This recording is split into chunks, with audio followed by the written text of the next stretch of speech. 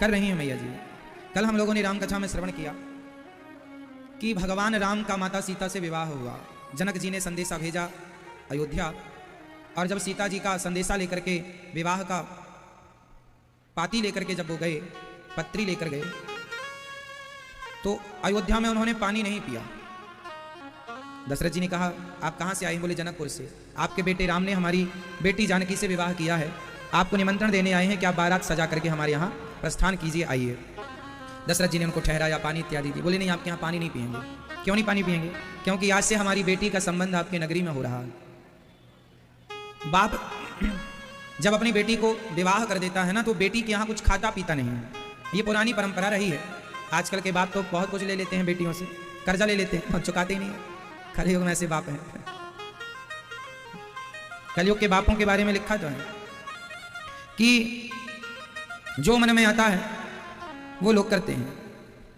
लिखा है मंदिर सूना सूना रहेगा, भरी रहेंगी मधुशाला, पिता के संग भरी सभा में नाचेगी घर की बाला, एक ऐसा कन्यादान पिता ही कन्या का धन खाएगा, रामचंद्र कह गए सिया से ऐसा कलयुग। यहाँ तो कन्या का धन बाप ही खा जाता है। पहले का बाप बेटी के घर का पानी नहीं पीता था कि हमने कन्यादान कर दिया है, अब वहाँ का क्या लें। अब इसका कारण क्या है कि पहले के पिता अपनी बेटी के यहाँ पानी भी पीना पसंद नहीं करते थे। क्यों? आज के युग में जब ये बात किसी से बताई जाती है ना, तो लोग आज के साइंस के युग में बिलीव नहीं करते। क्या ऐसी मान्यता सही मान्यता है या गलत मान्यता है? आज के पीढ़ी से जब इस विषय पर हम बात करें या आप बात करें, तो आज की युवा पीढ़ी कहेगी ये मान्यताएं गलत हैं। तो पहले के लोगों ने ये मान्यताएं क्यों रखी? ये मान्यताएं सही थी या गलत थी? इसका गहराई से कारण क्या है जरा समझिएगा। जब एक पिता कन्यादान करता था तो वो दान कर चुका, बेटी दे चुका। पहले के लोग ना, पहले के लोग कैसे होते थे, उनको क्या कहना चाहिए हमें आपको समझाने के लिए। क्या शब्द का हम प्रयोग करें, अभी आएगा तो बताएंगे। पहले के लोग बेटी को दे दिया, उसका हाल चाल तो पूछते थे, दुख सुख में जाते थे, आना जाना करते थे, खाते नहीं थे, उसके हाथ से उसके घर का अन्न और जल ग्रहण नहीं करते थे। इसका कारण क्या है? इसका कारण यह है कि हम जिसे दे चुके हैं, दान जिसका कर चुके हैं, भगवान से ये प्रार्थना करते थे कि हे प्रभु बेटी के घर का ना खाना पड़े। मतलब वो इतना सेल्फ डिपेंड हुआ करता था पहले का आदमी, आत्मनिर्भर हुआ करता था पहले के आदमी, कि वह उसका बेटा सेवा करे या बेटा सेवा ना करे तो स्वयं वो आत्मनिर्भर है, उसे बेटी के हाथ का ना खाना पड़े, है ना। तो मतलब पहले के लोग सेल्फ डिपेंड थे। आज के लोग क्या है, अब जैसे किसी की 2 बेटियां हैं, बेटा है ही नहीं, तो क्या उस पिता को क्या बेटी के घर पानी नहीं पीना चाहिए? पीना चाहिए। जिस पिता के पुत्र नहीं है, जिस बाप के केवल 2 बेटियां हैं या 1 बेटी है या 4 बेटियां हैं या 7 बेटियां हैं, तो आप बेटियों के यहाँ रहकर उनसे सेवा ले सकते हैं बुढ़ापे में। वो भी तब जब आप मजबूर हो जाएं। जब तक आप स्वस्थ हैं तब तक आप अपना करें, पर मजबूर हो जाएं तो बेटियों के यहाँ जा सकते हैं, कोई पाबंदी नहीं है। पहले के लोग ऐसे हुआ करते थे, बेटा हुआ ही करता था, और बेटा नहीं होता था तो भाई का बेटा सेवा। पहले तो ऐसा था ना कि भाई का बेटा भी अपने चाचा या ताऊ की सेवा कर लेता था। पहले ना सेवा करने को बहुत अच्छी बात मानते थे कि हमें सेवा का मौका मिला है। पहले श्रद्धा से लोगों की सेवा करने की भावनाएं होती थी। पहले जरूरत ही नहीं थी बेटी के यहाँ जाने की, पर वो दौर अलग था, समय बदल गया, युग बदल गया। युग मीन्स बहुत काल बदल गया। वो युग अलग था, ये युग अलग है, वो समय अलग था, ये समय अलग है। तो आज के समय पर आज तो बेटा ही सेवा नहीं करता, बहुत सारे बेटा हैं पर बेटी सेवा कर रही हैं, तो कर रही हैं, वो अच्छी बात है, करना चाहिए, हर बेटी को सेवा करना चाहिए। यदि कोई बाप बेटी के घर जाए, खाए पिए, रहे, पानी पिए, तो कोई पाप नहीं है। पाप तब माना जाएगा जब आपके पास सब कुछ है, सेवा बेटा है, करने वाला है, सेल्फ डिपेंड है आप, फिर भी बेटी के यहाँ पड़े हैं, वो गलत है। इसका एक साइंटिफिक कारण समझिएगा। पहले का बाप बेटी के घर ज़्यादा नहीं जाता था, पहले की माँ बेटी के घर ज़्यादा नहीं जाती थी, पहले मोबाइल भी नहीं था। तो पहले और आज में एक अंतर आपने देखा होगा। आज जितने भी पति पत्नी में झगड़ा होते हैं या सास बहू में झगड़ा होते हैं, उसमें अधिकांश झगड़ा करने वाली पत्नी या झगड़ा करने वाली बहू, यदि वो झगड़ा कर रही है तो कहीं ना कहीं उसके झगड़े में उसकी माँ का सपोर्ट होता है। बोलो हाँ या ना? उसकी माँ का हाथ होता है। आज 100 में से 95 तलाक माओ की गलती से होते हैं। बेटी तो ना समझ होती है, बेटी तो ना समझ होती है, मम्मी हमसे ये लड़ाई करते हैं, झगड़ा करते हैं। बेटी माँ बोली एक काम कर, सूटकेस तैयार कर, हम गाड़ी भेज रही हैं, चल तू आ जाना। जरा सी बात हुई तो माँ गाड़ी भेज देती है, गुंडे भेज देती है, चला जाना। आ गई, घर में पड़ी है, रहते रहते दूर रहते रहते दूरियां बढ़ गई, फिर क्या हुआ, तलाक हो गया। तो आज ये मैं नहीं कहता, अखबार में मैंने एक बार पढ़ा, स्टडी की लोगों ने, और बताया कि आज जितने लड़का लड़की पति पत्नी के झगड़े होते हैं उसमें अधिकांश माँ बाप के कारण होते हैं। ये बात सही है या गलत है? यदि आप सही कहेंगे तो हम सही मान लेंगे, आप गलत कहेंगे तो हम गलत मान लेंगे। आप क्या कहते हैं? लड़की के, पत्नी के और बहू के झगड़ा करने में उसकी माँ और उसके बाप का हाथ होता है कि नहीं? बोलो हाँ या ना? होता है। आप सही मान रहे हैं इस बात को? तो फिर हम भी सही मान लेते हैं। इसलिए पहले के माँ बाप बेटियों के घर नहीं जाते थे कि कहीं हमारे जाने से इनके घर में कोई वाद विवाद ना हो जाए, इसलिए पहले के माँ बाप नहीं जाते थे। पर क्या पता था कि आने वाले समय में मोबाइल चलेगा, भले ना जाओ पर फिर भी वो जाए बराबर है। एक एक घंटे बेटियां चिपकी रहती हैं मोबाइल में, माँ आज हमने ये खाया, ये बनाया, आज हमारी सास ने ऐसा कह दिया था हमें। माँ बोली तुमने क्या बोला? फिर हमने कुछ नहीं बोला। अरे बुढ़िया को बोल दिया करो, जवाब दिया करो, माँ सिखाती है तू जवाब दिया कर। तो ये तो आग लगा देती है घर में।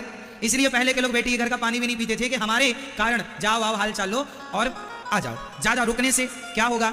यदि बेटी अपने माँ बाप को ज्यादा ध्यान देने लगी तो पति बोलेगा अपनी माँ को ज्यादा समय देती है, अपने माँ बाप को ज्यादा, उनकी सेवा ज्यादा करती है, हमारे माँ बाप को नहीं। तेरा मेरा हो जाता है ना, और तेरा मेरा होने से फिर वो रिश्ते में दरार पड़नी स्टार्ट हो जाती है। इसलिए माँ बाप बोले कि हमारे कारण हमारी बेटी का घर ना बिगड़े, इसलिए हम जाएंगे नहीं, तेरे घर का पानी भी नहीं पिएंगे। ये उस जमाने की मान्यता थी। अब लोग इस मान्यता को फॉलो नहीं करते तो माँ के कारण बेटियों का घर टूट जाता है। मतलब जो मान्यता पहले बनी थी, खाना पीना पाप नहीं है, उसका कारण यह था कि इसलिए नहीं जाते कि कहीं हमारे कारण तुम्हारे घर में कोई विवाद की स्थिति ना उत्पन्न हो जाए। सिर्फ किस कारण? यदि ससुराल पक्ष समझदार है, माँ बाप लड़की के भी समझदार हैं, तो रहने में कोई आपत्ति नहीं। भाई समधी राजी हैं, समधन राजी हैं, तो कोई दिक्कत नहीं है। पर लड़की के माँ बाप आ जाएं तो लड़की की सास का ही मुंह फूल जाएगा 2-4 दिन बाद, तेरी माँ यहीं पड़ी है। और बेटी सवेरे शाम चाय और देने चली जाए तो ले, अपनी माँ को चाय देती, हमें पानी को नहीं पूछती। तो ये विवाद की स्थितियां सबके घर में उत्पन्न हो सकती हैं। इसलिए पहले के लोग दूरी बनाने में ही फायदा मानते थे, दूर रहते थे। समझ में आ गया पुराना हिसाब किताब? इसलिए कोई और पाप पुण्य नहीं था कि बेटी के घर पानी पीना कोई पाप, ऐसा नहीं। बेटी के घर खाना कोई पाप, ऐसा नहीं। रिश्ते ना टूटें इसलिए झगड़ा का स्थिति, क्योंकि मेहमान 2 दिन अच्छे होते हैं, 2 दिन 3 दिन के मेहमान अच्छे होते हैं। अब ऐसे मेहमान आपके घर आ जाएं जो जा ही ना, तो वो तो परेशान कर डालते हैं। भाई मेहमान 2-5 दिन अच्छे होते हैं, 2-4 दिन की मेहमानी अच्छी लगती है, अरे मेहमान आए, और पड़े ही है तो लोग जा ही नहीं रहे। एक पति पत्नी थे, आपके पड़ोस में रहते थे, तो उनके घर एक मेहमान आए।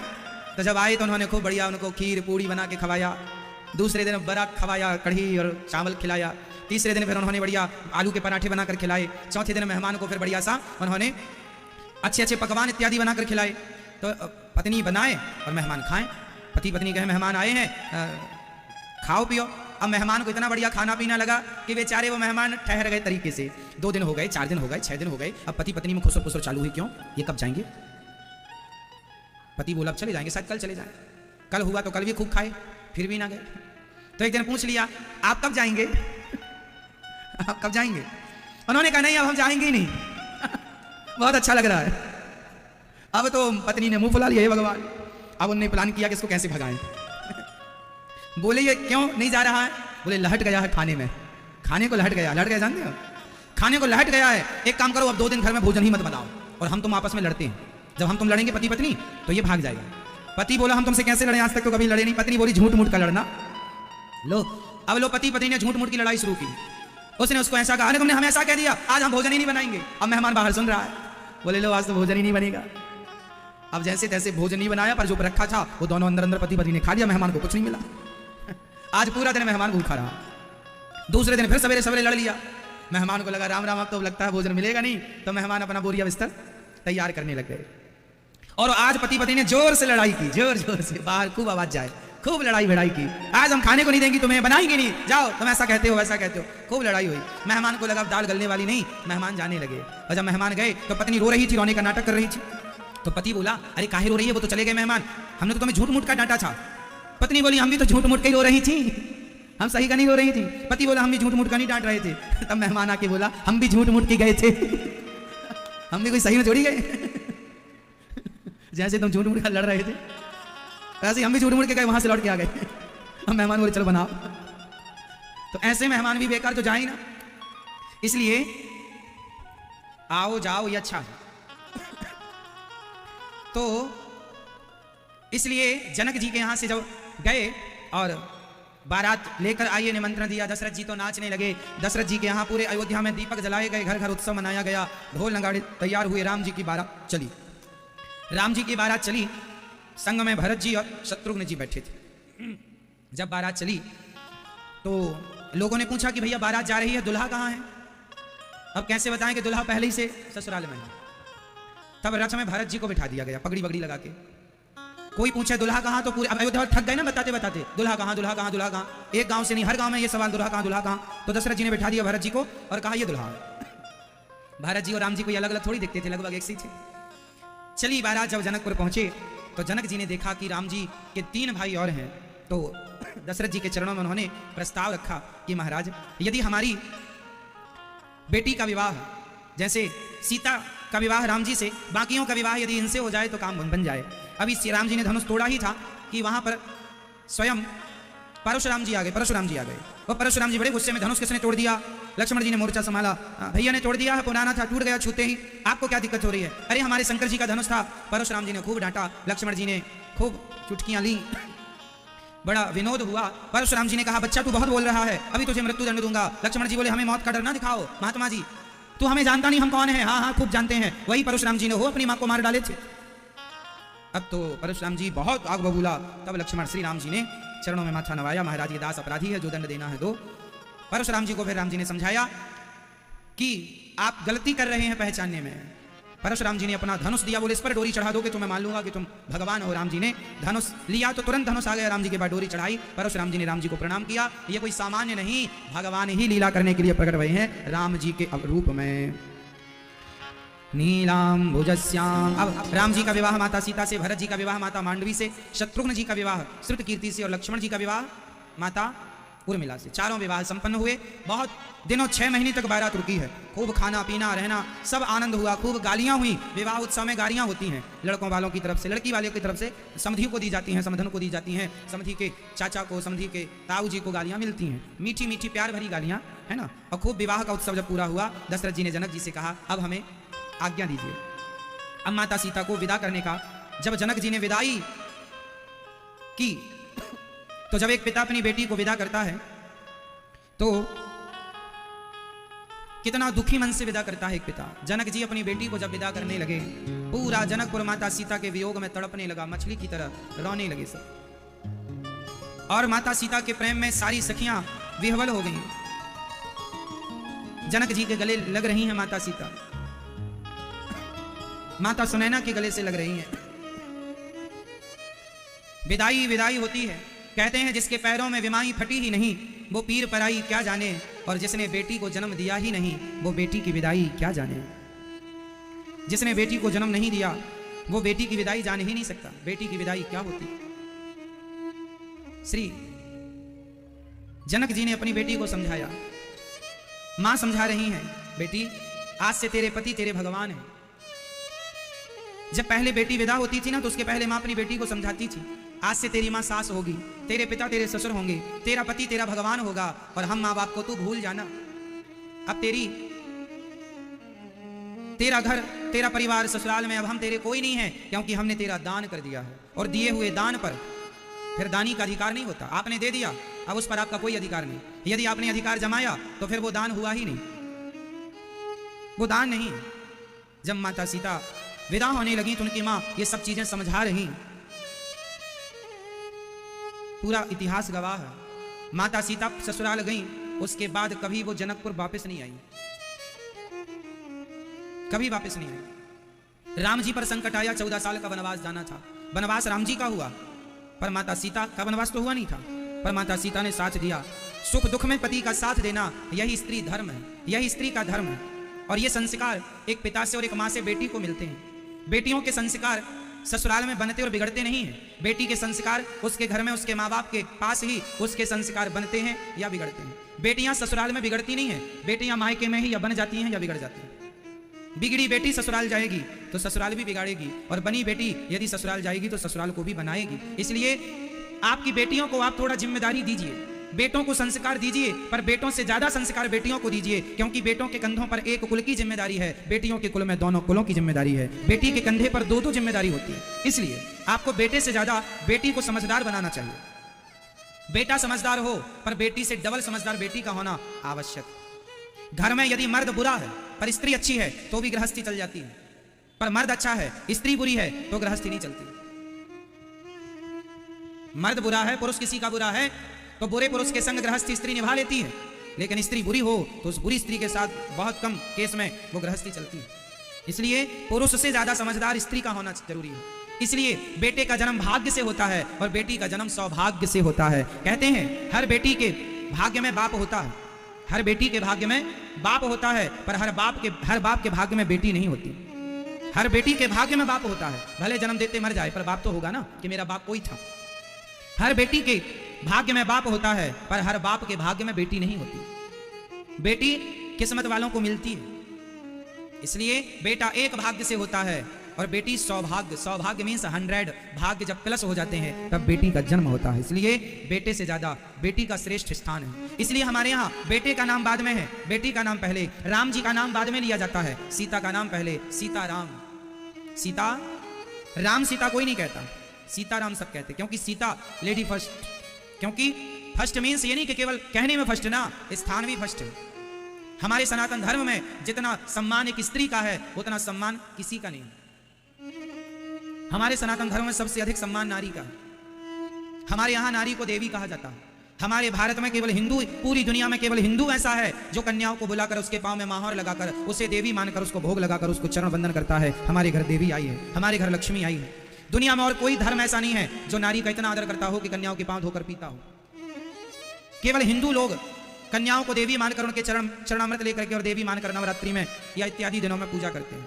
हमारे यहाँ बच्चियों को, बेटियों को देवी माना जाता है, दुर्गा माना जाता है, लक्ष्मी माना जाता है। केवल हमारे सनातन धर्म में ये सम्मान है। आप अन्य धर्मों को उठाकर देख लीजिए, वहां नारी केवल भोग की वस्तु है। वहां नारी की हैसियत केवल भोग की वस्तु की तरह है, वहां कोई सम्मान नहीं है अन्य धर्मों में नारी का। हमारे यहाँ नारी का इतना सम्मान है कि बेटे के लिए लिखा है कि जननी जन्म भूमश्च स्वर्गादपि गरीयसी। माँ के चरणों में जन्नत होती है, माँ के चरणों में स्वर्ग होता है। इसलिए नारी का सम्मान। और नारी तब श्रेष्ठ होगी जब उसके माँ बाप से बेटी को श्रेष्ठ संस्कार प्राप्त होंगे। एक बार बेटी को संस्कार दे दिया ना तो वह बेटी आपका कुल खानदान तो संवारेगी, लोक परलोक संवार देगी आपका और खुद का। और यदि संस्कार देने से चूक गए माँ बाप तब फिर बेटी के 35 टुकड़े होते हैं। तब फिर बेटी के कितने टुकड़े होते हैं? 35।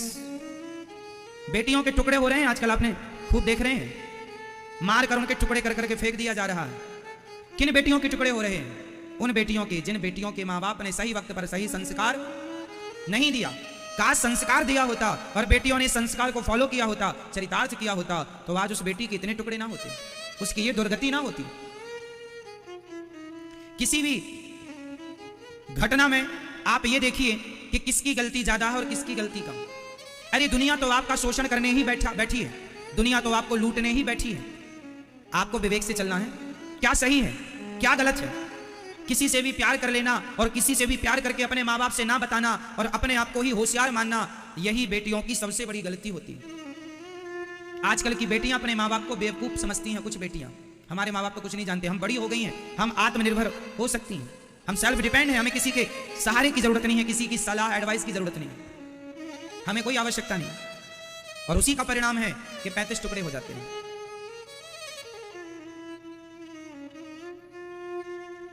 हमारे शास्त्र कहते हैं, बड़े बुजुर्ग कहते हैं कि शादी विवाह वहां करो जहां मां बाप कहते हैं।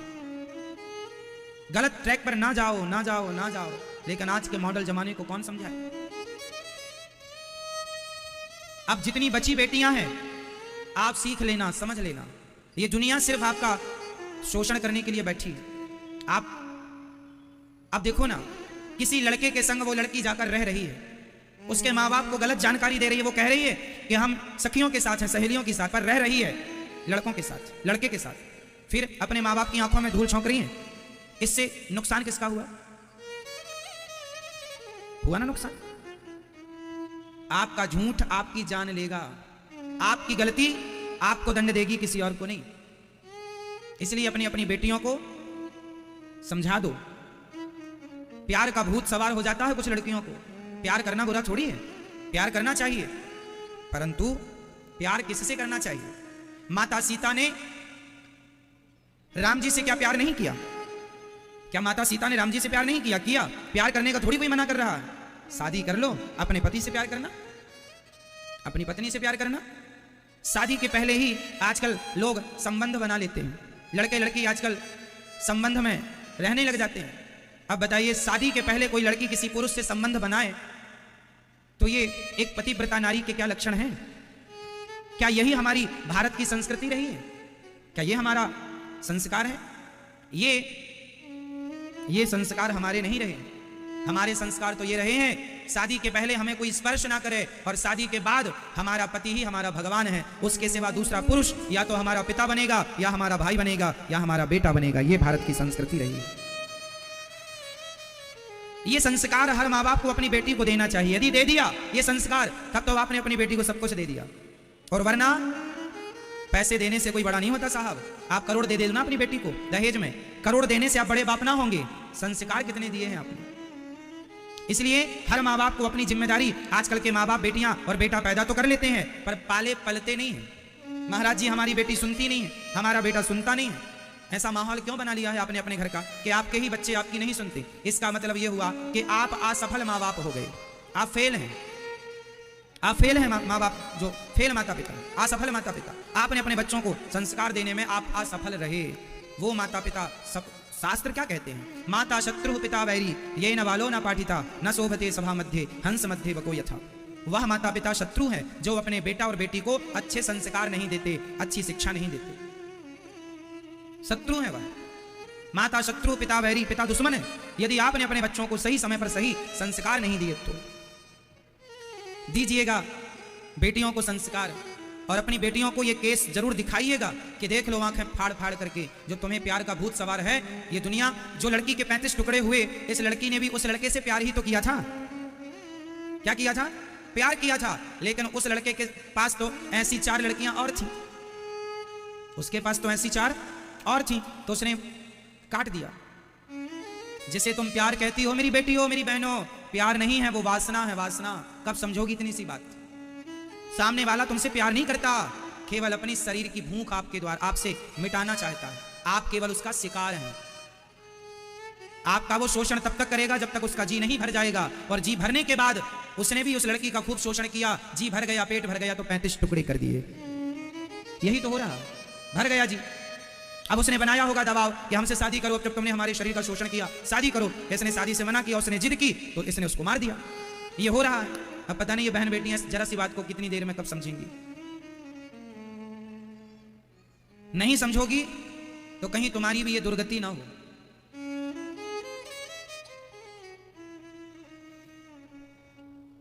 संभल के चलने की जरूरत है, खासकर माता पिता को। बेटियां पढ़ें, पढ़ना बुरा नहीं है। मैंने कहा था कि पढ़ाई लिखाई कराओ बेटियों की, पर बेटियों पर थोड़ी सी नजर बनाए रखो। एक बाप की जिम्मेदारी पूरी करो। बड़े शहर में आपकी बेटी अकेली रह रही है, आज के युग में आप कैसे मान सकते हैं कि वो सिक्योर है, सुरक्षित है? आप किसी को उसके साथ भेजिए, अपनी पत्नी को, अर्थात लड़की की माँ साथ में रहे, या लड़की का भाई साथ में रहे, या लड़की का कोई अपना जिस पे आपको विश्वास हो वो साथ में रहे। 1-2 साल की ही तो पढ़ाई है, त्याग लो ना थोड़ा बेटी के भविष्य के लिए, रह लो ना थोड़ा साथ में, साथ रह के पढ़ा लिखा दो। अकेले छोड़ने का जमाना नहीं है साहब। अब आप माने या ना माने, अकेले छोड़ने का जमाना। यदि आप चाहते हैं कि फिर हो जाए टुकड़े तो हो जाने दो। यदि आप ये थिंकिंग वाले व्यक्ति हैं कि हो जाने दो फिर टुकड़े, यदि आप टुकड़े कराने को तैयार हैं तो फिर आप आजाद छोड़ दीजिए। और आप जरा समझदार और गंभीर माँ बाप हैं तो जिम्मेदारी का परिचय दीजिए। बेटियों की पढ़ाई लिखाई में आप कुछ दिन उनके साथ रहिए, सुव्यवस्थित उन्हें पढ़ाइए लिखाइए, खूब पढ़ाइए ना। लेकिन कल आपकी बेटी के साथ कोई हादसा ना हो जाए, कल ये घटना आपकी बेटी के साथ ना घट जाए। इसलिए आपको एक जिम्मेदार माँ बाप का परिचय देना होगा।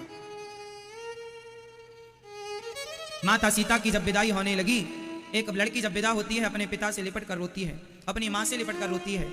मुझे लगता है कि लड़की का जीवन में जितना त्याग है, एक स्त्री जितना त्याग करती है उतना त्याग पुरुष अपने सारी जिंदगी में कभी कर ही नहीं सकता, कभी नहीं कर सकता। लड़की का त्याग देखिए कितना श्रेष्ठ है। पहला त्याग, शादी हुई, उस आदमी के संग जाती है जिसे वो पहले कभी देखी नहीं थी, जानती नहीं थी। उस पुरुष के संग वो उसकी पत्नी बनकर चलती है। किसे छोड़कर? उस माँ को जिसकी गोद में पली बढ़ी है, उस पिता को जिसकी उंगली पकड़कर चलना सीखा है, उस भाई को जिस भाई के संग खाती थी, जिस भाई के संग खेलती थी, उस बहन को जो संग में संग चलती थी, सुख दुख की साथी थी, उस आंगन को जिस आंगन में ना जाने कितनी बार चलने के लिए खड़ी हुई और जिस आंगन में गिरी और जिस आंगन की माटी को खोद खोद कर खाया।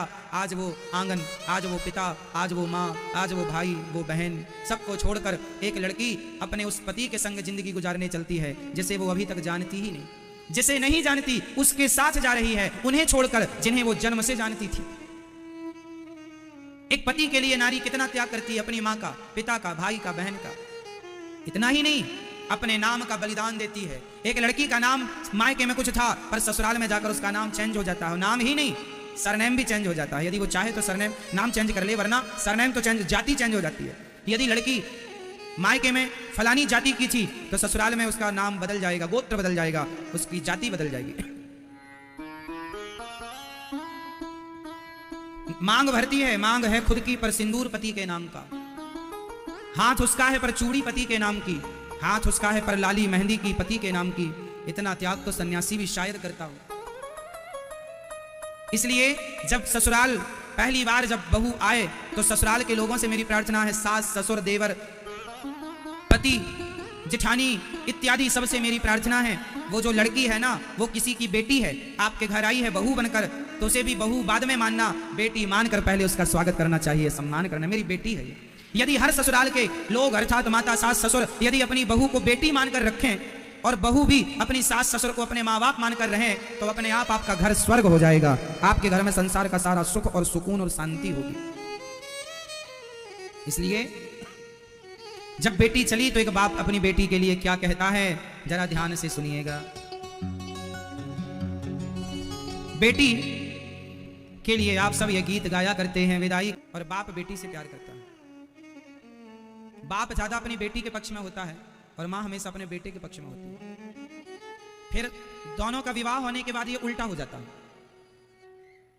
बड़े होने के बाद ये उल्टा हो जाता है। छोटे में ऐसा होता है कि बाप अपनी बेटी को ज्यादा प्यार करता है।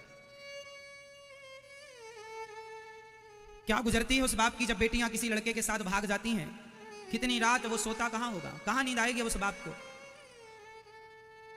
इसलिए आपके लिए एक अच्छी प्लानिंग आपके पिताजी कर सकते हैं, इतनी समझ तो है। आप कितना भी पढ़ लो, कितने भी पीएचडी कर लो, लेकिन बाप भले अनपढ़ हो आपका अंगूठा छाप, लेकिन वो आप पीएचडी करने के बाद भी जितना ज्ञान आप हासिल कर लोगी, आपके बाप का आधा भी ज्ञान वो नहीं होगा जो आपने प्राप्त कर लिया है। आपने पढ़ करके ज्ञान पाया है, बाप ने जिंदगी जी करके सारी जिंदगी का अनुभव प्राप्त किया। पुस्तकों का ज्ञान और रियल जिंदगी का ज्ञान दोनों में बहुत अंतर है। क्यों जी, अंतर है, बहुत अंतर है।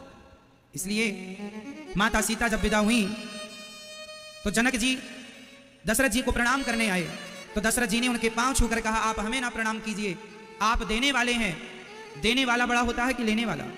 दशरथ जी बोले, हम तो लेने वाले हैं, कन्यादान लेने वाले हम हैं। लड़की का बाप कन्यादान देने वाला, लेने वाला छोटा होता है, देने वाला बड़ा, लड़की का बाप बड़ा होता है, इसलिए हम आपके पांव छुएंगे। दशरथ जी ने जनक जी को प्रणाम किया, दोनों ने एक दूसरे को प्रणाम किया और माता सीता विदा हुई। और जब अयोध्या पहुंची ना माता सीता, तो माता सीता के स्वागत में तीनों महारानियां खड़ी हैं, मां कौशल्या, मां कैकेयी, मां सुमित्रा। और जब खड़ी हैं, मां कौशल्या ने माता सीता के लिए कमल के पुष्प की पंखुड़ियां बिछा के रखी थी, इतनी ऊंची। उस पर माता सीता जब डोली से उतरी और डोली से उतरकर माता सीता ने जब चरण रखे उस गुलाब कमल की पंखुड़ियों पर चली, तो कमल की पंखुड़ी में ना देखो, ये होती है कमल की पंखुड़ी, ये होता है आगे का हिस्सा और ये होता है पीछे का हिस्सा। आगे का हिस्सा कोमल होता है, पीछे का हिस्सा थोड़ा कठोर, थोड़ा सा इसकी अपेक्षा कड़ा होता है। तो वहां पर ना ये कमल की जो पंखुड़ी थी, तो कुछ पंखुड़ियां मिलकर ऐसी उल्टा रखी थी, तो वो माता सीता के पांव जब उस पंखुड़ी में पड़े तो माता सीता के मुंह से आवाज निकल गई। मां कौशल्या बोली, बेटी क्या हुआ? बोले, मां पांव में कुछ चुभ गया। देखा तो मां के पांव में छाले पड़ गए थे। छाले पड़ गए हैं? अच्छा, क्यों छाले पड़ गए? बोले, कमल की पंखुड़ी उल्टी रखी थी, उससे माता सीता को छाले पड़ गए। इतनी सुकुमार है, इतनी कोमलांगी है माता सीता। श्री नीलांबुजश्यामल कोमलांगम, कोमल अंग है माता सीता के। ऐसी कोमलांगी माता सीता जो कमल की पंखुड़ियों पर चलती हैं तो छाले पड़ जाते हैं, उन माता सीता को समय ने जंगल में अकेले नंगे पांव दौड़ाया है। साहब, ये समय है और हर समय को माता सीता ने देखा। समय कब बदल जाए, कौन सा समय कब आ जाए, कोई नहीं जानता। इसलिए हर समय में प्रसन्न रहने की आदत अभी से बना लो। माता सीता जब आई, मां कौशल्या, मां कैकेयी ने माता सीता को मुंह दिखाई। कनक भवन सोने का भवन दिया था। राम से सबसे ज्यादा प्यार कोई करता था तो माता कैकेयी करती थी। माता सुमित्रा ने भी कुछ दिया, पर माता कौशल्या ने क्या दिया? माता सीता को मुंह दिखाई पे माता कौशल्या ने क्या दिया? माता कौशल्या को लग रहा था कि मेरे राम से 19 ही होगी सीता। लड़के की मां को लगता है मेरा लड़का सबसे सुंदर है, और लड़की की मां को लगता है मेरी लड़की सबसे सुंदर। दामान जी कुछ नहीं है मेरी लड़की के आगे, और मां कहती है मेरे लड़के के आगे मेरी बहू कुछ नहीं। सही। तो कौशल्या जी को लगा कि मेरे राम के आगे तो सीता 19 होगी, सुंदर होगी पर राम से थोड़ी ज्यादा। पर जब मां कौशल्या ने माता सीता को देखा है ना, तो माता सीता को देखकर मां कौशल्या पलक झपका ना पाई। माता सीता को देखकर मां सीता इतनी सुंदर थी, राम जी से 19 नहीं, राम जी से 21 है माता सीता, 21, इतनी सुंदर। अब मां कौशल्या समझ गई कि मेरी सीता तो बहुत सुंदर है, यहां आओ, तुम्हें आज मैं मुंह दिखाई कुछ देना चाहती हूं। हाँ हाँ मां, क्या दोगी? बोले सीता, जब भी कौशल्या मैया राम जी को देखती ना तो तिनका लिया रहे, जैसे आप लोग बटुए में अपना लिपस्टिक पाउडर रखी रहती हो ना मैया, ऐसे माता कौशल्या अपने बटुए में तिनका रखा रहा करती। तिनका, तिनका किस लिए? बोले राम को जितनी बार देखती जाए तिनका तोड़ती जाए। क्यों? बोले मेरे राम को मेरी नजर ना लग जाए, इसलिए तिनका तोड़ दिया करती। तो अब माता सीता जब आई तो माता कौशल्या ने कहा कि सीता, आज तक मैंने अपने राम को किसी को भर नजर देखने नहीं दिया। कोई जब मेरे राम से नजर मिलाने लग जाता था, घूर घूर के देखने, टुकुर टुकुर देखता, तो मैं मना कर देती, ऐसे ना देखो, नजर लग जाएगी। मैंने अपने राम के मुखड़े को भर नजर किसी को आज तक देखने नहीं दिया। लेकिन सीता, मैं तुझे मुंह दिखाई क्या दे सकती हूँ? आज मैं तुझे राम को देखने का अधिकार देती हूँ। आज तक मैंने राम के मुख को भर नजर किसी को देखने नहीं दिया, आज मैं सीता तुम्हें राम को भर नजर देखने का तुम्हें ये अधिकार देती हूँ, मुंह दिखाई मैं। हाँ, अब माता सीता के संग राम जी रह रहे हैं, भरत जी के संग मांडवी पूरा, चारों भाइयों का विवाह, चारों की सुंदर सी स्वागत सबका हुआ। बड़े आनंद से घर घर बधाई बाजने लगी और उत्सव मनाया जाने लगा। अब अयोध्या कांड यहां से स्टार्ट होता। अभी तक जो कथा आपने सुनी विवाह तक की, वह था बाल कांड। अब यहां जैसे ही राम जी अयोध्या आए तो अयोध्या कांड चालू हो गया। और अयोध्या कांड की पहली चौपाई, जिन पति पत्नी के जीवन में झगड़ा ज्यादा है, वह पति पत्नी इस चौपाई का पाठ करेंगे तो पति पत्नी में प्रेम होता है, प्रेम बढ़ता है। ये चौपाई कैसी है जरा सुनिएगा। जब ते राम ब्याहे घर आए, नित नव मंगल मोद बधाए। जब ते राम ब्याहे घर आए, नित नव मंगल मोद बधाए। भुवन चारि दस भूधर धारी, सुकृत मेघ बरसहि सुख भारी। रिधि सिद्धि संपत्ति नदी सुहाई, उमगे अवध अंबुध कहु आई। जब ते राम ब्याहे घर आए, नित नव मंगल मोद बधाए। जब ते राम ब्याह घर आए, नित नव मंगल मोद बधाए। रोज नए नए मंगल मोद, मतलब घर घर लड्डू बांटे जा रहे हैं। राम जी का विवाह है, खूब विवाह का उत्सव मनाया गया, धूम मनाई गई, खूब उत्सव, खूब खूब लड्डू पेड़े बांटे गए, घर घर बधाई। अच्छा, शादी विवाह किसी के घर हो ना, तो अब तो देखो एक दिन दो दिन में ही शादी हो जाती है। पहले शादियों के महीने भर तो बधाइयां बजा करती थी, गांव भर की माताएं यहाँ आके भजन कीर्तन गाया करती थी। नई बहू आई है, सब लोग आती थी गांव की महिलाएं, और बहू के मुंह देखा करती थी, मुंह दिखाई, नई बहू का मुंह दिखाई। नेग आप लोग देते लेते हैं कि नहीं? भैया आपको मिला, क्या मिला था नेग में? आपकी सास ने क्या दिया था आपको? क्या मटका? हाँ, पति दिया था नेग में, तो नेग में मिला था। शादी नहीं हुई थी।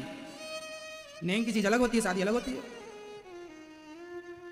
तो पहले महीनों ये कहा, बालों ने अपना रंग बदल दिया है, अब हम भी अपना रंग बदल दें, राम को राजा बनाएं और अब हम अपना मन राजपाट से हटाकर भगवान में मन लगाएं। दशरथ जी ने भगवान में मन लगाने की सोची कि राम को राजा बनाएं और अपन भजन करें। आप लोग ऐसा सोचते हैं कि बेटे बड़े हो गए, बेटे जिम्मेदारी संभाले, अब अपन भजन करो? आप लोग ऐसा सोचते हैं कि नहीं? आजकल के माँ बाप ऐसा नहीं सोचते। बच्चे तुम कुछ ना करो, हम ही सब करेंगे, बुढ़ापे में दुकान भी हम चला लेंगे, घर का काम भी हम संभाल लेंगे, तुम खटिया तोड़ो बस। आजकल के माँ बाप ने अपने बच्चों को जिम्मेदारी ना देकर उन्हें अपाहिज बना दिया है। आजकल के बच्चों को अपाहिज किसने बना दिया? उनके माँ बाप ने। कैसे? समय पर उनके कंधों पर आपने जिम्मेदारी नहीं दी। समय पर जब जिम्मेदारी नहीं दी तो समय पर उन्होंने कुछ सीखा नहीं, और फिर आप अचानक मर गए, और जब आप मरे तो बच्चे ने कोई काम करना तो सीखा नहीं है, तो घर की आर्थिक स्थिति डगमगा जाती है। इसलिए आपको चाहिए कि आप अपने बच्चों को अपने रहते उनको ट्रेंड कर दें, तैयार कर दें बिजनेस करने के लिए, व्यापार करने के लिए, खेती, मतलब जो भी आपका पैतृक काम है या जो आप करते हैं या जो बच्चों से कराना चाहते हैं उन्हें तैयार करें। जिम्मेदारी दें कि बेटा अब ये काम तुम्हें संभालना है। यदि जीते जी जिम्मेदारी दोगे तो समय पर उनके कंधे मजबूत हो जाएंगे। और आप कुछ ना देंगे, आजकल के माँ बाप ऐसे हैं, बच्चे बड़े हो गए पर हिसाब किताब पूरा माँ बाप ही रखते हैं। एक बात बताएं, बच्चे समझदार हो जाएं तब घर का हिसाब किताब भी, कुछ हिसाब किताब बच्चों को सौंप दो, महीने 2 महीने करने दो, पता लग जाएगा कि करना आता है कि नहीं, नहीं आता तो सिखा दो, और आता है तो निश्चिंत हो जाओ कि हमारी जिम्मेदारी पूरी हुई, अमन भगवान में लगाएंगे। दोनों तरफ से आपका लाभ है। लेकिन आजकल के माँ बाप, खासकर पिता, बुढ़ापे में भी सारा गड्डियां वही गिनती, तुम ही सब कर लो, बच्चे क्या करेंगे। समय से जिम्मेदारी दे दो बच्चों को। बच्चों को जिम्मेदारी देने से फायदा बहुत है। 2 बेटे हैं, दोनों को अपना अपना बांट दो, भैया ये तुम्हारा। आजकल के कुछ माँ बाप ऐसे हैं, जीते जी बेटों का बंटवारा नहीं करते और मर जाते हैं। मरने के बाद बच्चों में झगड़ा होता है, अरे भैया जीते जी बांट दो ना, कल लड़के मरेंगे तुम्हारे बच्चे जमीन जायदाद के लिए, समय पे बांट दो। हम तो कहते हैं बच्चों का विवाह हो और तुरंत उनको बता दो कि ये खेत तुम्हारा, ये प्लॉट तुम्हारा, ये प्रॉपर्टी तुम्हारी। समझदार बाप हो तो करना, और मूर्ख बापों की तुम कुछ कह ही नहीं सकते थे। यदि आप अपने बच्चों को समय से नहीं देते, बांटते, तो आप बहुत बड़े मूर्ख पिता हैं। आप बहुत बड़े क्या है, बोल दीजिए, मूर्ख पिता है वो जो समय से बच्चों को जिम्मेदार नहीं बनाता। भाई तुम्हारे मरने के बाद वो लड़ेंगे, कहीं लड़ने में मर्डर ना कर दें एक दूसरे का, तो बच्चे हत्या करें एक दूसरे की, उससे अच्छा है जीते जी बेटा ये खेत तुम्हारा है, तुम जो तुम्हें मन आए वो जो तो अपना खाटो, ये प्लॉट, ये दुकान तुम्हारी, ये फैक्ट्री तुम्हारी, ये 50-50 बांट दो, कुछ अपने बुढ़ापे के लिए बचा के रख लो, खेल खत्म। जो तुम्हारी सेवा करे वो बचा हुआ उसका लिख दो कि हम जो हमारे पास बचा है अब वो हमारी जो सेवा करेगा उसका। यदि दोनों सेवा करें तो आधा आधा दे देना, यदि एक करे तो एक को देना, उसी लालच में बच्चे सेवा करेंगे। क्यों मेरी माँ, सही है। अब कुछ माँ बाप, कुछ पिता इतने जिद्दी होते हैं, नहीं मैं जीते जी बांटूंगा नहीं, मर जाऊंगा तब बांट लेना। अरे तुम्हारे मरने के बाद वो लड़ेंगे। एक नंबर का मूर्ख बाप है ये। यदि किसी का ऐसा है तो माथे पे लिखवा दो, मूर्ख बाप है ये। कौन सा बाप है ये, मूर्ख। दशरथ जी कितने समझदार हैं, बाल पक गए तो जिम्मेदारी बच्चों को दे रहे हैं। राजा राम बनेंगे, हम अपना एकांत में भगवान का भजन करेंगे। ये समझदार पिता की पहचान है। अब देते ही ना, चलो राम जी राजा बने, ऐसा मन में दशरथ जी के विचार आया तो गुरु जी के पास गए। गुरु जी आज मेरे मन में एक विचार आया। दशरथ जी कह रहे हैं क्या विचार आया, राम को मैं राजा बना दूंगा।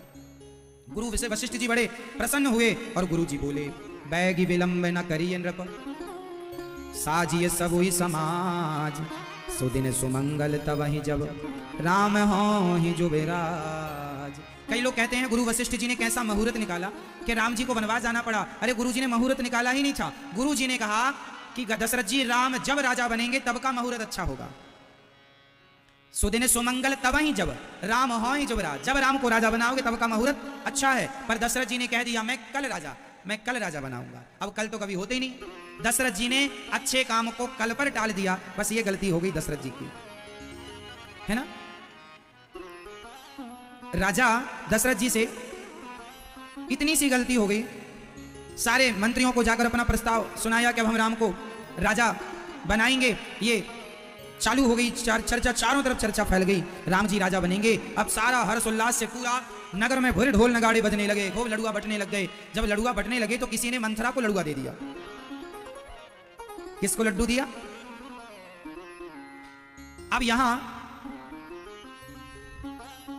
देवता लोग बड़े परेशान हुए। देवताओं को लगा कि राम जी राजा बन जाएंगे तो रावण को कौन मारेगा। तब देवता लोग भगवान ब्रह्मा जी के पास गए, बोले आप कुछ करो। माता सरस्वती जी से कहा आप कुछ करो और इन्हें राम को राजा मत बनने दो, परवाह नहीं करना इन मेंढकों की, उनको टर्राते दो, अपना काम करता। हाथी चला बाजार, कुत्ते लगे हजार। हाथी जब बाजार चलता है तो कुत्ते बहुत भौंकते हैं। अच्छा, कुत्ते आगे से भौंकते हैं कि पीछे से, जोर से? बस वही है, आप आगे आगे चलते हैं, भौंकने वाले कभी आगे नहीं आते, वो पीछे से भौंकेंगे, पीछे से आपकी जो करेंगे बुराई करेंगे, कोई फर्क नहीं पड़ता, आप तो अपना काम करते हो। ये रामचरितमानस में लिखा है। माता सरस्वती जी ऐसा कह रही हैं कि ऊंच निवास नीच करतूती देख न सकहीं पराई विभूति। जलने वाले बहुत होते हैं। अच्छा, आप लोग किसी से जलते तो नहीं है? आप लोग अपने पड़ोसियों को देख के तो नहीं जलते? मैया आप जलती हो? मेरी माँ नहीं। किसी को देखकर जलने से कोई फायदा नहीं। एक बात बताओ, आपके भाग्य का आप खा रहे हैं और मेरे भाग्य का मैं खा रहा हूं। जिसके भाग्य में जितना ईश्वर ने तय किया है, आपके भाग्य में जितना धन मिलना है उतना मिलेगा, चाहे जमीन में गड़ा हुआ मिल जाए। आपके भाग्य में जितनी खुशी होगी उतना आप खुश रहेंगे और जितना दुख होगा उतने आप दुखी रहेंगे। सब ईश्वर ने तय कर रखा है, तो हमारे जलने से होगा क्या? जलने से हमारा ही नुकसान होगा और कुछ हम कर ही नहीं सकते, क्योंकि सब भगवान के हाथ में। आपका पड़ोसी तरक्की कर रहा है, आप कहते हैं अरे बड़ा ये कर रहा वो कर रहा, जितना उसको मिलना है मिलके रहेगा, आप जलो या मर जाओ। इसलिए कोई फायदा नहीं ईर्ष्या करने से, द्वेष करने से। भगवान से ये प्रार्थना करो कि प्रभु उसके भाग्य का उसे मिल रहा है, आप अच्छे कर्म कीजिए, आपका कर्म अच्छा होगा तो आपके भाग्य में ईश्वर आपको भी देंगे। आप परेशान क्यों होते हैं? जलने से प्राप्त क्या कर लेंगे? इसलिए आनंदित रहा करो। दूसरों की प्रसन्नता को देखकर आपको प्रसन्न होना चाहिए, दूसरों की जय जयकार देखकर आपको भी प्रसन्न होना चाहिए। आप भी अच्छे कर्म करेंगे, आपकी भी जय जयकार होगी। जलने से फायदा नहीं है। कैकई, अब सरस्वती माँ ने जाकर मंथरा की बुद्धि बिगाड़ी, मंथरा ने कैकई की बुद्धि बिगाड़ दी, कैकई ने दशरथ जी से कहा और वनवास राम जी का हो गया। अब ये बताइए, राम जी के वनवास जाने में कारण कौन था? बताइए, राम जी को वनवास किसने भेजा? उत्तर दो फटाफट। मैया, राम जी को वनवास किसने भेजा? किसने? राम जी को वनवास भेजने में जिम्मेदार कौन है? मंथरा, कैकई, देवता, सरस्वती जी या स्वयं राम? 5 ऑप्शन। बताइए, राम जी को वनवास भेजने का मूल जिम्मेदार कौन है? कौन है राम जी को वनवास भेजने वाला? कौन भेजा? किसने? कौन है जिम्मेदार? जोर से। मंथरा। मंथरा की क्या मजाल कि जगत के पालनहार को वनवास भेज दे। कैकई की क्या मजाल के जगत के पालनहार को वनवास भेज दे। देवता और सरस्वती माँ की क्या मजाल, राम जी के वनवास जाने में स्वयं राम जी कारण है, स्वयं राम जी का हाथ है राम जी के वनवास जाने में। क्यों? राम जी कौन है? भगवान है, और भगवान की इच्छा के बिना पत्ता नहीं हिलता। तो मंथरा की बुद्धि किसने बिगाड़ी? सरस्वती जी। सरस्वती जी की बुद्धि किसने? देवताओं ने। और देवताओं की किसने बिगाड़ी? स्वयं राम जी ने। जो करेगा वही भरेगा, कर्म करे को और फल भोगे को और, ऐसा नहीं। जो करता है वही भरता है। अभी मैं समझाऊंगा स्पष्टता से, अभी ये समझो। जो करता है वही भरता है। राम जी ने ही देवताओं की बुद्धि फिराई, फिर देवताओं ने सरस्वती जी की, सरस्वती जी ने मंथरा की, मंथरा ने कैकई की, कैकई ने दशरथ जी को। वनवास किसका हुआ? राम जी का। और शुरुआत कहां से हुई थी? राम जी से। इसको ऐसे समझो, एक संत जी समझा रहे थे कि एक जंगल में एक बगीचे में एक फल लगा था, आम का। एक आदमी वहां से जा रहा था तो फल को देखा, एक आदमी जा रहा था, पका हुआ आम देखा तो देखा किसने? देखा आंखों ने। आंख देख तो सकती थी पर फल तक जा नहीं सकती। गए कौन? गए पांव। पांव जा सकते थे पर फल को तोड़ नहीं सकते थे। तोड़ा हाथों ने। हाथ तोड़ सकते थे पर उस फल को चख नहीं सकते थे। चखा जिह्वा ने। जिह्वा ने चखा तो, पर रखा नहीं, रखा पेट ने। जिसने देखा वो गया नहीं, जो गया उसने तोड़ा नहीं, जिसने तोड़ा उसने चखा नहीं, जिसने चखा उसने रखा नहीं। देखा आंखों ने था, गए पांव थे, तोड़ा हाथों ने था, चखा जिह्वा ने था, रखा पेट ने था। तब तक बगीचे का मालिक आया और उस आदमी की पीठ में 2 लाठियां जमाई। क्यों रे? चोरी से आम खाता है। अब बताओ डंडा किसे पड़ा? पीठ को। पीठ की कहां गलती थी? पीठ का कोई नाम नहीं था, कोई रोल नहीं पीठ का। देखा आंखों ने था, गए पांव थे, तोड़ा हाथों ने था, चखा जिह्वा ने, रखा पेट ने। पीठ का तो नाम नहीं था, पर डंडा किसे पड़ा? अब बताओ, निर्दोष पीठ पिट गई कि नहीं? इसका मतलब ये कर्म किसी ने किया, गलती कोई और किया और सजा किसी और को मिली। लेकिन ये पूरा नहीं है, पूरा ये है जब डंडा पीठ पर पड़ा तो आंसू कहां से निकले? आंखों से। और फल को देखने की शुरुआत कहां से हुई थी? आंखों ने। जो देखा था उसी को रोना पड़ा। जो करेगा वही भरेगा। ईश्वर के घर का यही न्याय है, देर से पर दंड मिलता है। जो करेगा वो भरेगा। जैसी करनी। अब राम जी के चरित्र को आप जरा समझ लीजिएगा स्पष्टता से। राम जी भगवान हैं, कैकई, मंथरा सब निमित्त हैं। ये जगत के पालनहार हैं।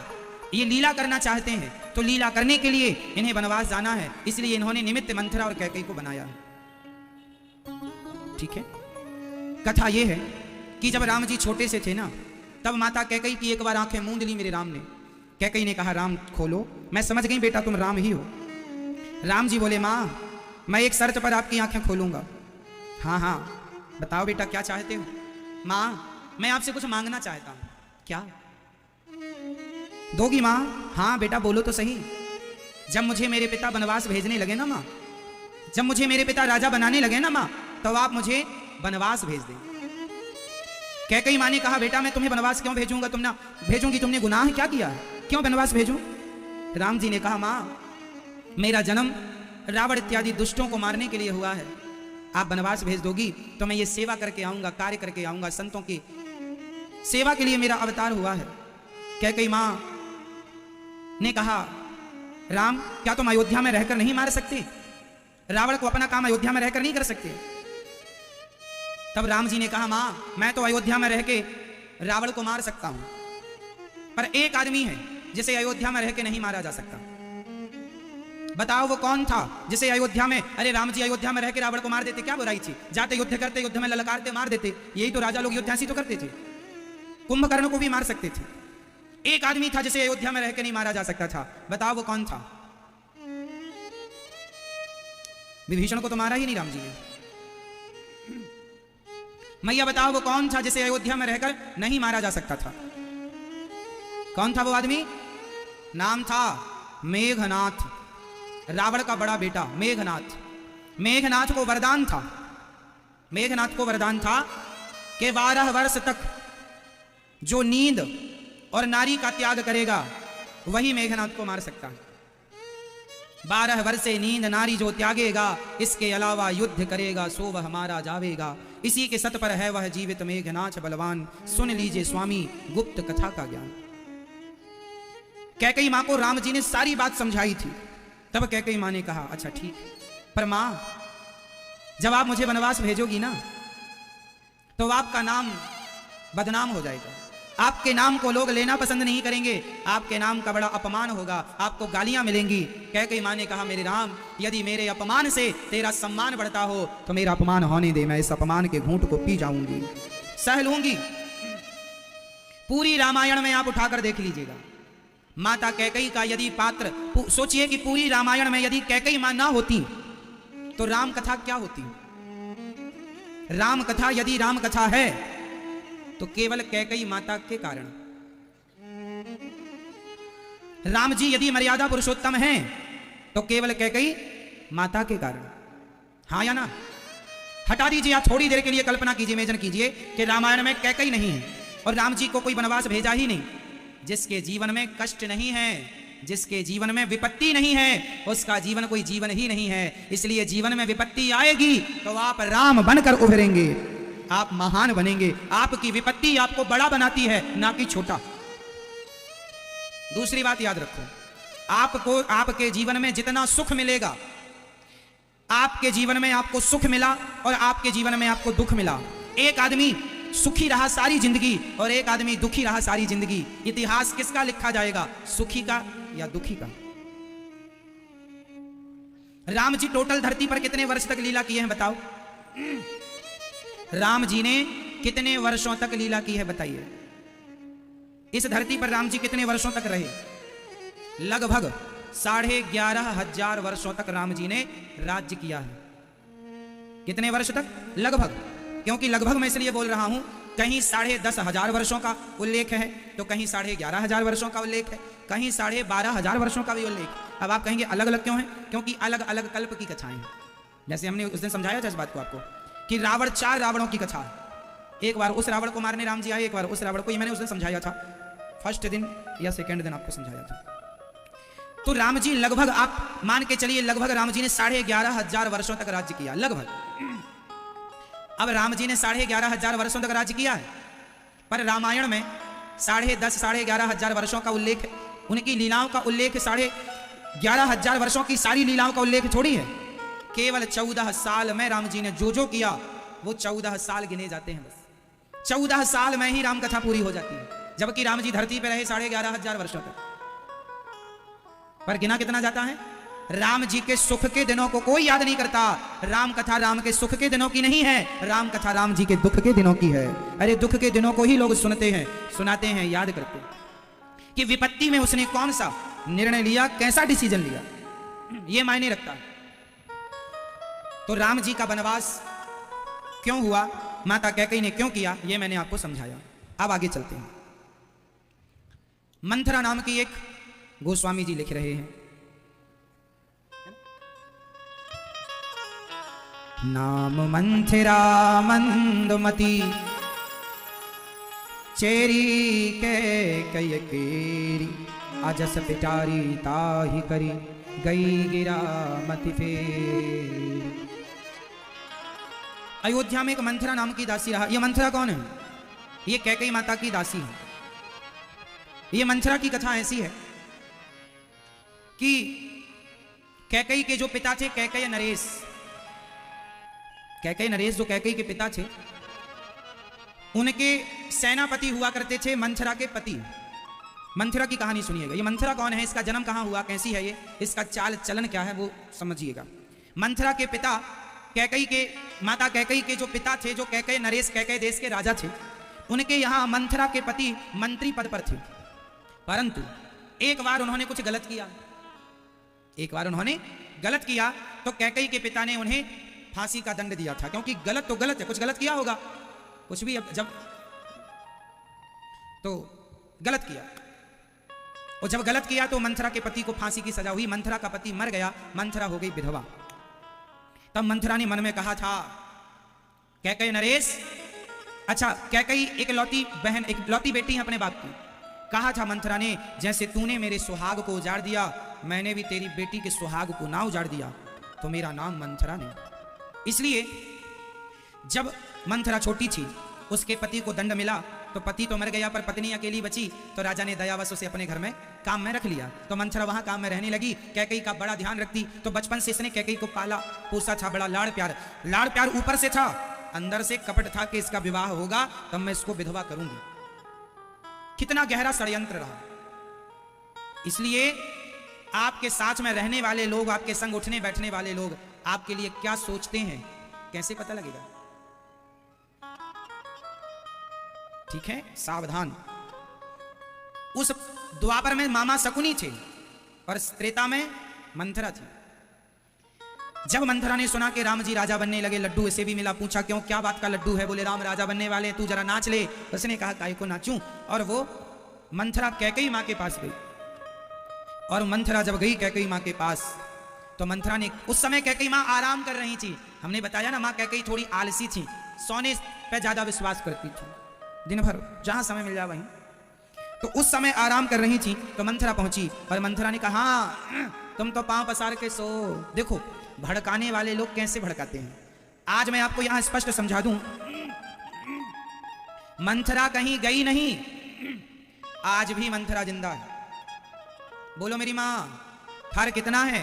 पहले केवल एक अयोध्या में मंथरा थी, आजकल हर गली मोहल्ले में 2-4 मंथरा आपको मिल जाएंगी, जिनका काम ही है झगड़ा कराना, यहां का वहां, वहां का यहां, जिसका काम। तो ये मंथरा कहीं गई नहीं, उसका वंश आज भी जीवित है। ये गांव मोहल्ले शहरों में जो भी सोसाइटी कॉलोनियों में जो कुछ महिलाएं होती हैं ना, उनका काम ही है। जैसे अभी अब देखो शाम हो रही है, वो कथा नहीं सुनेंगी, वो ये देखेंगी कि कौन कहां गई, कहां बैठी है, कौन मिल जाए तो हम किसकी बात किससे जाकर कह दें, उलझाना। तो ये सब मंथरा की वंशज है। मंथरा ने कैकेयी से कहा, सो बहुत जल्दी तैयार रहना। तैयार किसके लिए? दासी बनने के लिए। जैसे हम तुम्हारी दासी है ना, ऐसे बहुत जल्दी तुम कौशल्या की दासी बनोगी, कमरा में झाड़ू पोंछा करोगी। कैकेयी बोली, ऐसा कैसे कह रही है? कैकेयी ने डांटा, क्या हो गया? बोले राम राजा बनने वाले हैं। तो कैकेयी नाचने लगी, अच्छा मेरा राम राजा। अब कैकेयी ने कहा, ये हार ले, तूने बधाई मुझे दी, मुझे संदेशा दिया, पहली सूचना तूने दी, ये ले सोना। ये गुस्सा काहे को करती है? मंथरा बोली, अपना सोना तुम संभालो। तब कैकेयी मां ने कहा, काने खोरे कुवरे कुटल कुचाली जान, तीव शेष पुनि चेर कहीं भरत मातु मुस्कानी। माता कैकेयी ने मंथरा को डांटा, क्या हो गया तुझे? काने खोरे कुवरे, तेरी कुवड़ निकली है, तेरा हम क्या विश्वास करें? कैकेयी मां ने समझ लिया कि ये महिला अच्छी नहीं है, डांटा। लेकिन गलती ये हो गई माता कैकेयी से कि डांटते हुए माता कैकेयी ने मुस्कुरा दिया। और जहां आप किसी को डांटें और हंस दें, उस डांट का कोई असर नहीं होगा। इसलिए जब डांटो तो डांटो, बाद में मुस्कुराना नहीं, उस डांट का कोई प्रभाव नहीं पड़ेगा।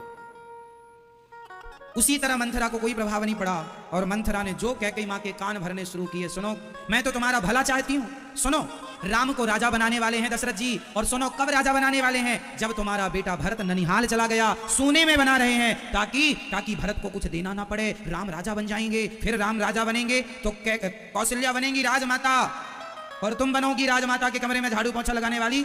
तुम तो सौत हो ना, सौत जानते हो? तुम सौतन हो।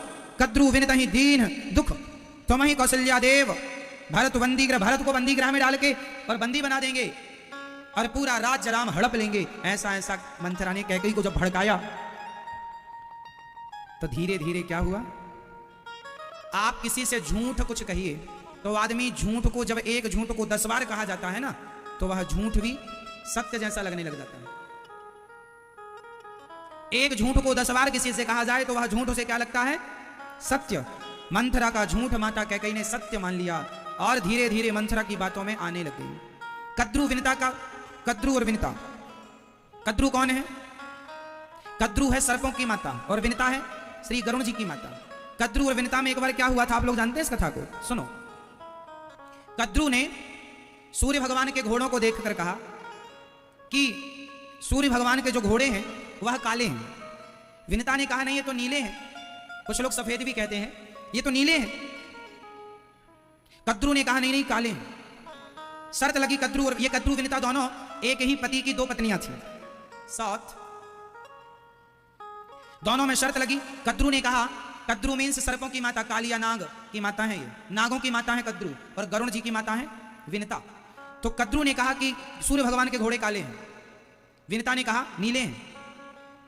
बताओ क्या सही है, घोड़े काले हैं कि नीले हैं?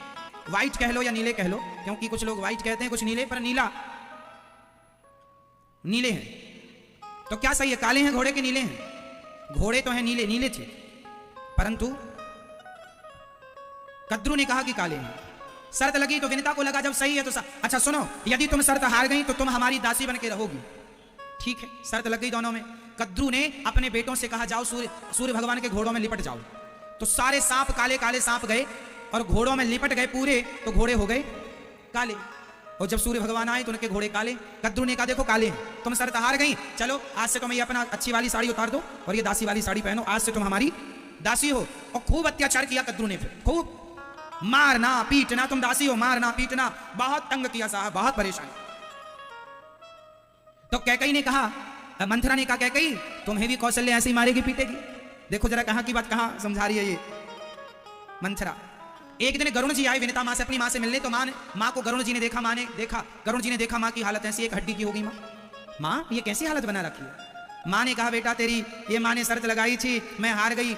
गरुण जी ने कहा घोड़े तो बिल्कुल नीले हैं, आपने सही कहा, अब मैं सांपों को देखता हूं, फिर से शर्त लगाओ। शर्त लगी, कल देखेंगे। और जब कल फिर कद्रू के सांप जाके लिपटने लगे तो गरुण जी ने सांपों को, इस तब से गरुण जी ने सांपों को खाना शुरू कर दिया। तुमने हमारे मां के साथ छल किया, अब तुम जहां दिखोगे वहीं खा जाएंगे, इसलिए गरुण खाते हैं सांप को। तुमने हमारी मां के साथ छल किया, सैकड़ों साल दासी बना के रखा, इसलिए आप लोग अपनी मां के पास जाते रहा करो, पता नहीं कौन आपकी मां के साथ क्या व्यवहार करे। गरुण जी बहुत दिनों में जाते थे, एक बार बहुत दिनों में गए, तब तक तो मां खूब उन पर अत्याचार हो चुका और सांपों को जो हमला किया।